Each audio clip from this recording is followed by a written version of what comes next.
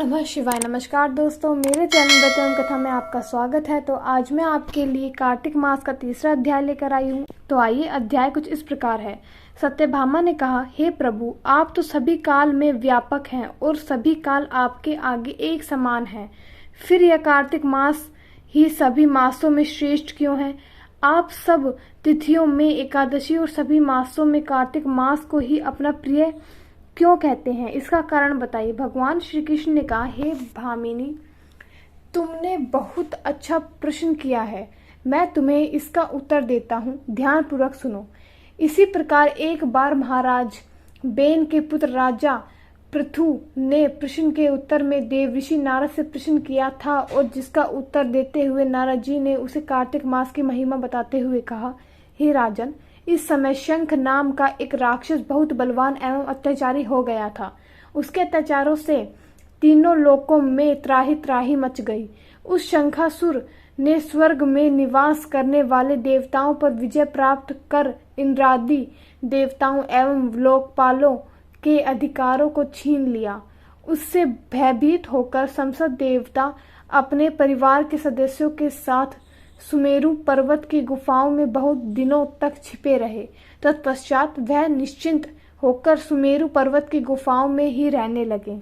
उधर जब शंकासुर को इस बात का पता चला कि देवता आनंद पूर्वक सुमेरु पर्वत की गुफाओं में निवास कर रहे हैं, तो उसने सोचा कि ऐसी कोई दिव्य शक्ति अवश्य है जिसके प्रभाव से आधिकारहीन यह देवता अभी भी बलवान है।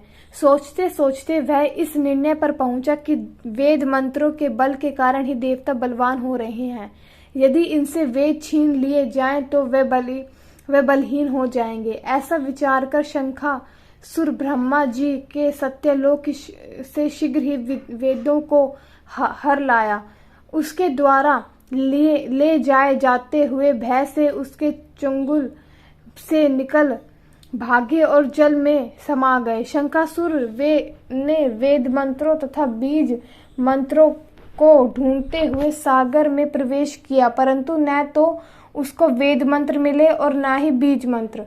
जब शंखासुर सागर से निराश होकर वापस लौटा तो उस समय ब्रह्मा जी पूजा की सामग्री लेकर सभी देवताओं के साथ भगवान विष्णु की शरण में पहुंचे और भगवान को गहरी निद्रा से जगाने के लिए गाने बजाने लगे और धूप गंध आदि से बार बार उनका पूजन करने लगे। धूप दीप निवेद आदि अर्पित किए जाने पर भगवान की निद्रा टूटी और वह देवताओं सहित ब्रह्मा जी को अपना पूजन करते हुए देखकर बहुत प्रसन्न तथा कहने लगे, मैं आप लोगों के इस कीर्तन एवं मंगलचारण से बहुत प्रसन्न हूँ।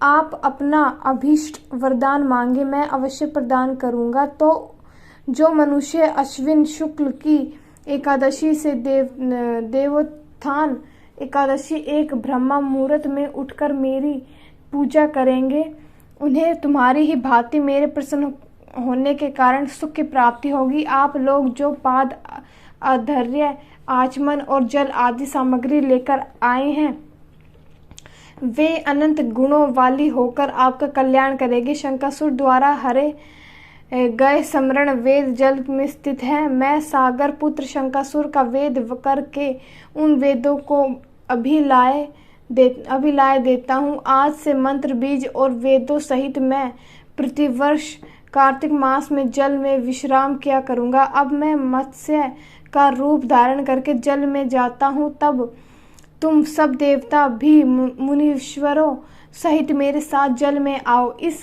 कार्तिक मास में जो श्रेष्ठ मनुष्य प्रातःकाल स्नान करते हैं, वह सब यज्ञ के अभ्रत स्नान द्वारा भली भांति नहा लेते हैं। हे देवेंद्र, कार्तिक मास में व्रत करने वालों को सब प्रकार से धन पुत्र पुत्री आदि देते रहना और उनकी सभी आपत्तियों से रक्षा करना। हे धनपति कुबेर, मेरी आज्ञा के अनुसार तुम उनके धन धान्य की वृद्धि करना, क्योंकि इस प्रकार का आचरण करने वाला मनुष्य मेरा रूप धारण करके जीवन मुक्त हो जाता है। जो मनुष्य जन्म से लेकर मृत्यु पर्यंत विधि पूर्वक इस उत्तम व्रत को करता है, वह आप लोगों का भी पूजनीय है। कार्तिक शुक्ल पक्ष की एकादशी तिथि को तुम लोगों ने मुझे जगाया है, इसलिए वह तिथि मेरे लिए अत्यंत प्रीतिदायिनी और मान्य है। हे देवता, यह दोनों व्रत नियम पूर्वक करने से मनुष्य मेरा सानिध्य प्राप्त कर लेते हैं।